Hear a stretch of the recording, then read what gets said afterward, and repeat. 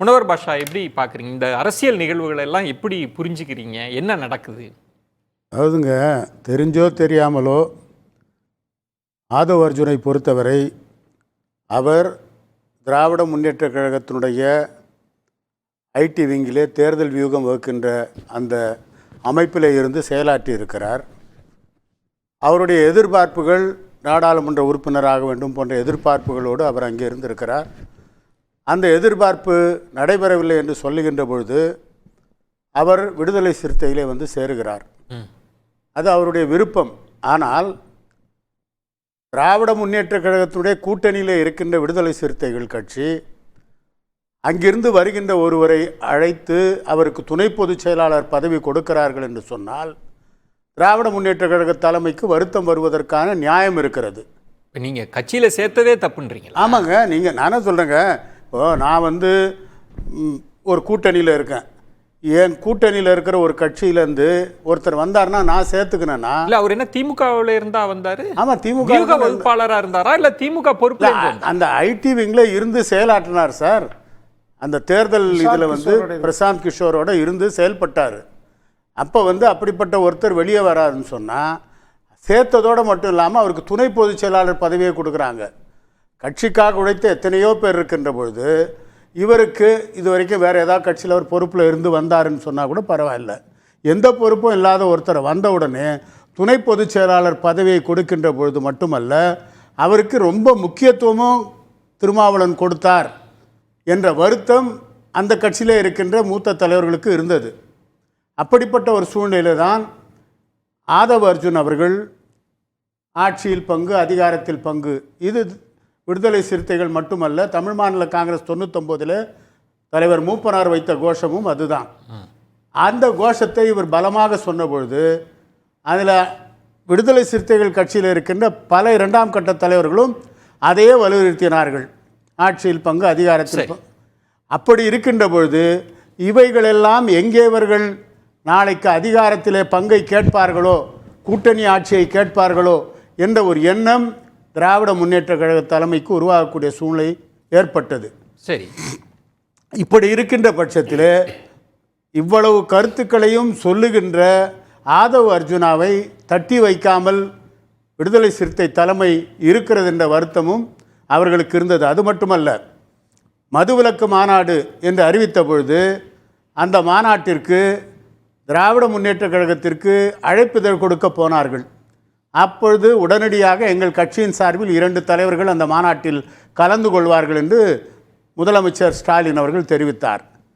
ஆனால் இவர்கள் மதுவிலக்கு கொள்கையில் உடன்பாடு இருக்கின்ற அதிமுகவும் வந்தால் வரவேற்போம் என்று சொன்னார்கள்.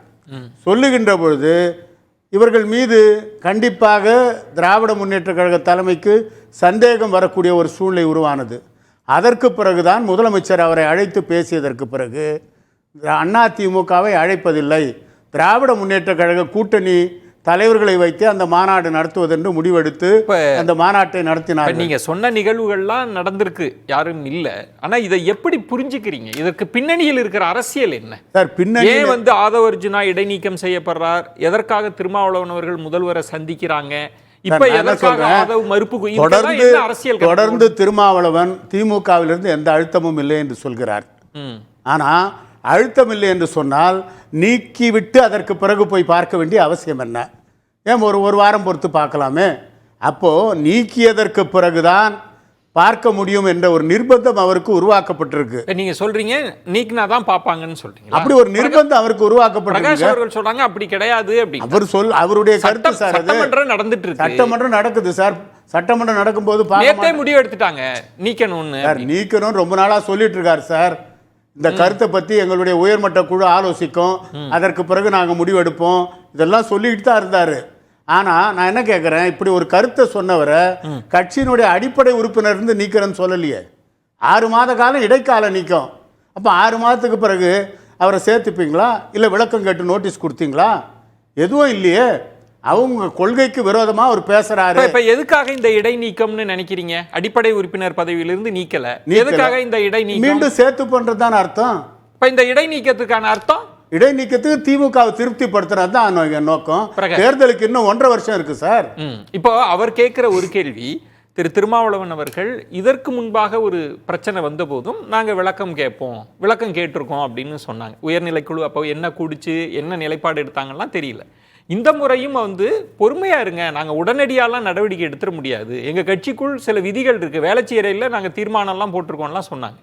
ஆனால் இம்மிடியட்டாக இடைநீக்கமும் வருது, முதல்வரையும் போய் சந்திக்கிறாங்கன்னா அப்போ இதில் திமுகவை திருப்திப்படுத்தணும், நீங்கள் இடைநீக்கம் செய்யாமல் முதல்வரை சந்திக்க முடியாதுன்ற ஒரு துணி இருப்பதான் முனவர் பாட்சா சொல்கிறாரு. இல்லை அது சார், இதில் திருமாவளவன் ஒரு மைலேஜ் கெயின் பண்ண நினைச்சார். அதாவது விடுதலை சிறுத்தைகள் லைம் லைட்டில் இருக்கு. ஆதவ் அர்ஜுன் ரெட்டி பேசுவது என்பது விடுதலை சிறுத்தைகளை ஒரு லைம் லைட்டில் இருக்குது. என்னை லண்டனில் கூப்பிட்டாங்க, மும்பையில் கூப்பிட்டாங்க அப்படின்னு சொல்லுவாங்க இல்லையா, அந்த மாதிரி விஜய் கூப்பிட்டாரு, திருமாவளவனுடைய சிந்தனை இங்கே தான் இருக்குது அப்படின்ற மாதிரி சொன்னார். அப்படின்ற மாதிரி ஒரு விஷயத்தை விசிகா டிலே பண்ணிக்கிட்டே இருந்தது. இந்த ஊடக வெளிச்சம் தேவைன்றதுனால இதை பேசு பொருளாக்கிட்டே இருந்தாங்க. ஆமாம், ஊடக வெளிச்சம் தேவை, ஊடக வெளிச்சம் கிடைக்கிறது என்பதால் ஆதவ் மீது எடுக்கப்படக்கூடிய நடவடிக்கை தவிர்க்கப்பட்டு கொண்டே வந்தது. இது திமுகவுக்கு மிகப்பெரிய எரிச்சல். இப்போ பிரகாஷ், இப்போ ஊடக வெளிச்சம் அப்படின்றது இப்போ புதிதாக ஆரம்பித்தவர்களுக்கு ஒரு ஊடகத்தில் ஒரு ஸ்பேஸ் கிடைக்கணும் அப்படின்னு முயற்சி பண்ணுவாங்கன்னு, கூட்டணிக்குள் ஒரு குழப்பத்தை ஏற்படுத்தி, அது வெற்றி கூட்டணியாக இருக்கிறதுல சர்ச்சையை ஏற்படுத்தி, அதுவும் இது ஒரு நெகட்டிவ் பிம்பமாக, தலைவரின் ஆளுமையே கேள்வி கேட்கிற ஒரு பிம்பமாக மாறுகிறது இந்த பிரச்சனையெல்லாம். இதை எப்படி இதனால விசிகாவுக்கு என்ன பலன் சார்? இந்த வெறும் ஊடக வெளிச்சத்துக்காகவா இவ்வளவும் செய்யறாங்க சார்? ஊடக வெளிச்சம் இல்லை சார். ஆதவ் அர்ஜுன் ரெட்டி எபிசோட நீங்க டோட்டலா நீங்க பாத்தீங்கன்னாலே பல நாட்களாக ஊடக வெளிச்சம் அதுல பாஞ்சுக்கிட்டே இருக்கு. இவ்வளவு நாட்களாக ஆதவ் அர்ஜுன் ரெட்டியே சொல்றாரு, இத்தனை நாட்களாக நம்பர் 1 பொசிஷன்ல விசிகா நியூஸில் இருந்ததே இல்லை அப்படின்னு அவர் ஒரு கூட்டத்தில் பேசுறாரு. ஸோ இது முழுக்க போகுது. இப்போ அவர் பேசினதெல்லாம் மன்னராட்சி, அந்த ஆட்சி, இந்த ஆட்சி அப்படின்னு சொல்லிட்டு திமுகவை விமர்சனம் பண்ணி பேசினதெல்லாம் இப்போ மன்னராட்சி கூட விளக்கம் கொடுத்திருக்காரு. அவர் நான் தொடர்ந்து பேசுவேன்றார்.